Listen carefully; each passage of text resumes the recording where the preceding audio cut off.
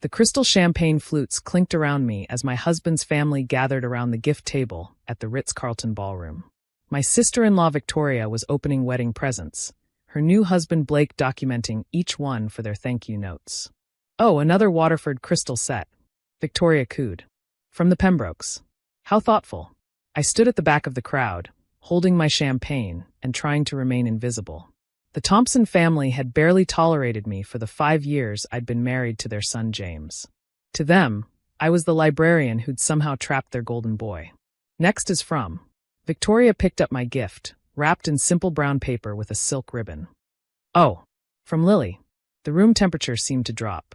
She unwrapped it slowly, revealing the blue and white ceramic vase I'd carefully selected. The laughter started immediately. "Is that from a garage sale?" James's cousin Margaret stage whispered. "Couldn't afford something from the registry, Lily?" His Aunt Patricia added with false sympathy. "Time's tough at the library." Victoria held up the vase with barely concealed disdain. "How vintage." "Thank you, Lily. I'm sure we'll find somewhere to put it." "In the donation bin," someone muttered, causing another wave of snickers. My husband James, standing with his golf buddies, just shrugged when I looked at him. He'd stopped defending me years ago. "Let me see that." A woman pushed through the crowd, Sarah Chun, one of Victoria's bridesmaids. I'd heard she worked at Christie's auction house. Sarah took the vase carefully, her casual demeanor suddenly shifting to professional intensity. She turned it over, examined the base, held it up to the light. Her gasp was audible across the room. "Victoria," Sarah's voice was shaking. "This is a Ming Dynasty piece. Xuanda period, if I'm not mistaken. Do you have any idea what this is worth?" The laughter died instantly. "That's impossible," Patricia scoffed. "Look at it. It's old and dusty. It's 600 years old." Sarah interrupted. "This should be in a museum." "Victoria, where did you?" She turned to me. "Where did you get this?" "It was my grandmother's," I said quietly. "She left it to me." "Your grandmother had a Ming vase?" James finally spoke, incredulity in his voice. "You never mentioned." "You never asked," I replied. Sarah was still examining the vase with reverent hands. "There's an inscription inside. I need better light." "Oh my God." "What?" Victoria demanded. "This inscription, it's a poem, but there's also a seal. The imperial seal of Emperor Xuanda. This isn't just a Ming piece. This is an imperial commission. It was made for the palace." "How much?" Blake started to ask. "At auction? Conservatively? $2 to $3 million. Victoria dropped her champagne glass. The silence that followed was deafening. Every Thompson who'd just mocked my cheap gift was now staring at the vase like it was the Holy Grail. "But that's not even the most remarkable part," Sarah continued, still reading the inscription. "This poem, it tells a story about a young concubine who saved the emperor's life and was rewarded with elevation to empress. The vase was commissioned to commemorate her bravery." She looked at me with new interest. "The concubine's name was Lily Chin. Your ancestor?" I nodded. "My grandmother was very proud of our family history. She fled China in 1949 with only 3 things: her infant daughter, the family genealogy records, and this vase." "Why didn't you ever tell me this?" James demanded, his face flushed. "When?" I asked. "During the family dinners where your mother introduced me as James's little librarian friend? Or during the holidays where your sister made jokes about me shopping at Target? You let us think you were poor," Patricia accused. "I am poor," I said. "I'm a librarian. I make $45,000 a year. But being poor and having a valuable family heirloom aren't mutually exclusive." "You should have sold it," Margaret said. "If you knew it was worth millions." "And that," I interrupted, "is exactly why I never told any of you about it. Because you see everything in terms of monetary value. This vase isn't just worth millions of dollars. It's my family's history. My grandmother carried it across an ocean. My mother protected it through poverty and hardship. It represents 6 centuries of my family's story. And you just gave it away?" Blake asked, bewildered. "I gave it to family," I corrected. "Or what I thought was family. A wedding gift is supposed to be meaningful. This is the most meaningful thing I own." Victoria was clutching the vase, now like her life depended on it. I don't know what to say." "Thank you would be traditional," I suggested. "But I can't accept this," she protested. "It's too valuable." "Now it's too valuable?" I laughed, but there was no humor in it. 5 minutes ago, it was a dusty garage sale find. That was before we knew. Before you knew it had monetary value. But its real value hasn't changed. It's still the same vase. The same gift given with the same intention. The only thing that's changed is your perception. Sarah carefully took the vase from Victoria's trembling hands. If I may ask, Lily, why this vase? Why give away something so precious to your family? I looked at Victoria, then at James, then at the rest of the Thompson clan. Because I believe in marriage. In family. In new beginnings.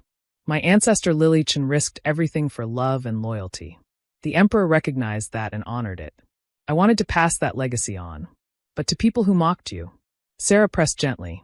Especially to them, I said. Because sometimes the most powerful gift you can give someone is the opportunity to see their own prejudice. Victoria's eyes filled with tears.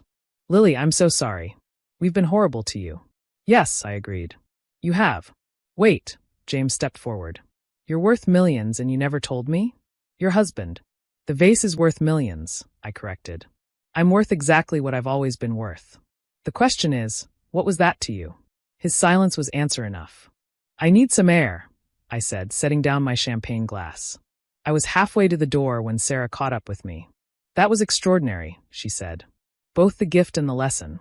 But can I ask, are you really going to leave a $3 million Ming vase with people who treated you so badly? I stopped and looked back at the Thompson family, now huddled around the vase like it was a holy relic. My grandmother used to say that the universe has a way of testing us. She saved that vase through war, famine, and exile. Not because of its monetary value, but because of what it represented. Honor, courage, love. And you think they'll understand that? No, I admitted. They'll probably sell it within a year. James will divorce me to try to claim half its value. His family will fight over who really deserves it. That beautiful piece of history will end up in some collector's climate-controlled vault. Then why? Because integrity isn't about what other people do. It's about what you do. I gave that gift from my heart, to honor my grandmother and share our family legacy. What they do with it reflects on them, not me. Sarah studied me for a moment. You know, we're looking for someone to head our Asian Antiquities department at Christie's. Someone with deep cultural knowledge and unimpeachable integrity. Interested? I smiled. I'm a librarian, who just gave the most elegant lesson in art history and human nature I've ever witnessed. Think about it. She handed me her card. I left the reception and drove home to my small apartment. The walls were lined with books and a few carefully chosen pieces my grandmother had left me. Not valuable ones. She'd been very specific about which grandchild got what, based on our personalities, not our circumstances. My phone buzzed all night. Texts from James. Voicemails from his family. Emails with sudden invitations to family events I'd never been included in before. I ignored them all and made tea in my grandmother's simple porcelain teapot.